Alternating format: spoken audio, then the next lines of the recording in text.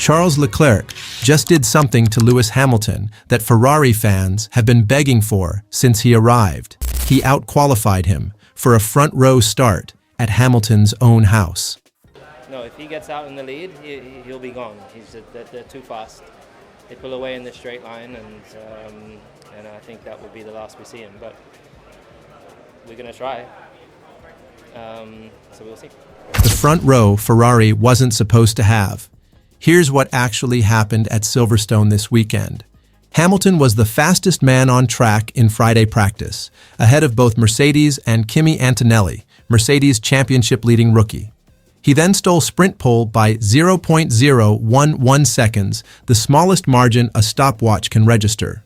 2 days later, in qualifying for the real Grand Prix, his own teammate beat him to the front row.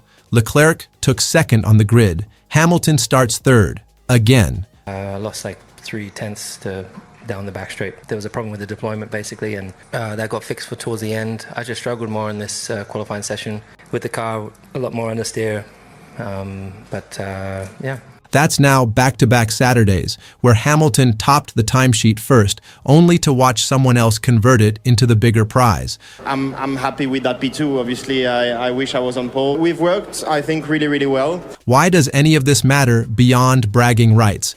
Because Hamilton is sitting 4 points behind George Russell, Antonelli's Mercedes teammate, in the championship, fighting for second place overall, and Ferrari is running out of races to close a gap at the top that keeps getting bigger, not smaller.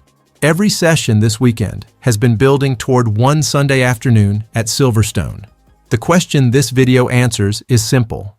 Is Leclerc suddenly the faster Ferrari driver, or is something bigger happening inside this team that nobody's talking about yet? The sprint that changed everything. Let's rewind to Friday, because this is where the story actually starts. Hamilton topped FP1 outright.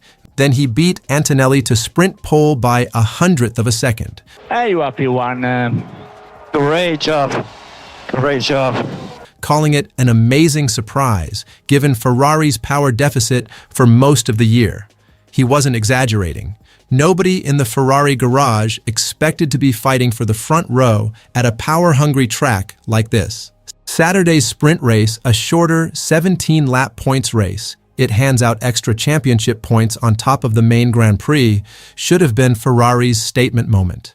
Antonelli had other plans. He picked Hamilton apart on lap 8 of 17 and drove away to the win. Hamilton settled for second, and Antonelli's championship lead jumped to 43 points over his own Mercedes teammate. On the surface, that looks like bad news for Ferrari. But here is what nobody is saying yet. While everyone focused on Antonelli's overtake, Hamilton quietly closed to within 4 points of Russell in the standings, meaning the sprint didn't just extend one championship gap. It shrank another one at the exact same time. Hamilton is now fighting a two-front war, chasing Russell for second, watching Antonelli pull away for first. That tension is exactly what carried into Saturday's main qualifying session. But even so, you're still in the top three. Can go after the win tomorrow, do you think? If we're not able to get him on the first lap, he'll just disappear into the distance. Could Ferrari finally turn Friday's speed into a real result that mattered on Sunday? But that was just the start. Why Leclerc's comeback says more than his lap time. Qualifying for the Grand Prix told a completely different story than the sprint did. Antonelli grabbed pole again, a 1:28.111. Leclerc split the front row by beating Hamilton by 0.2 of a second, his best Saturday performance of the entire season. For context, Leclerc had spent most of Friday admitting he didn't have the same ease with the car that he had last year, saying he was struggling for consistency and couldn't always extract the lap time the way Hamilton has been doing more often in 2026. Then he went out in qualifying and beat him. Hamilton, to his credit, was refreshingly honest about it afterward. Charles has been making good improvements, he said, and we just didn't have the pace of the Mercedes. If you want to know exactly how the title math shifts depending on what happens Sunday, subscribe. I'm covering the full race result and championship breakdown tomorrow. Here's the part that should actually worry Antonelli. Hamilton didn't sound frustrated about losing the front row to his own teammate. He sounded like a man building a plan. We are slowly closing the gap, he added, and to have both of us up here is great for the team. Whether or not we can fully keep up with Kimi, we will see, but hopefully we can play with the strategy and work as a team to try to topple them. Translation: Ferrari isn't sending one driver after Antonelli anymore, it's sending two. The three ways Sunday could go. This is where it gets interesting for the championship. Scenario 1. Hamilton wins Sunday outright. A win is worth 25 points, which would almost certainly vault him past Russell into second in the standings, setting up a genuine Hamilton versus Antonelli chase heading into the second half of the season. Scenario 2.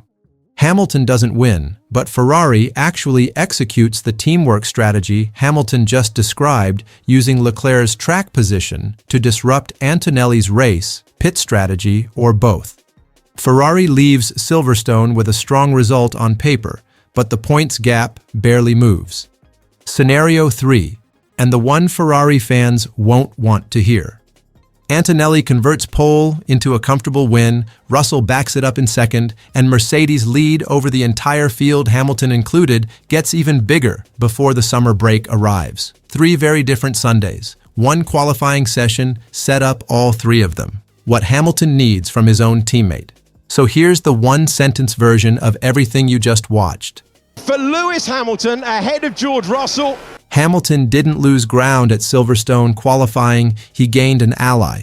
Whether that ally actually helps him beat Antonelli on Sunday is the entire story of Ferrari's season right now. For years, the conversation around Ferrari was about which driver was faster. This weekend, for the first time in a long time, it became about whether both of them faster together is enough to actually threaten Mercedes. Do you think Ferrari can pull off a genuine team strategy against Mercedes, or is Antonelli already too far ahead to catch? Drop your prediction below before the race starts. If this gave you a new angle heading into Sunday, you'll want to be here tomorrow. I'm breaking down the full British Grand Prix result and exactly what it does to the championship table.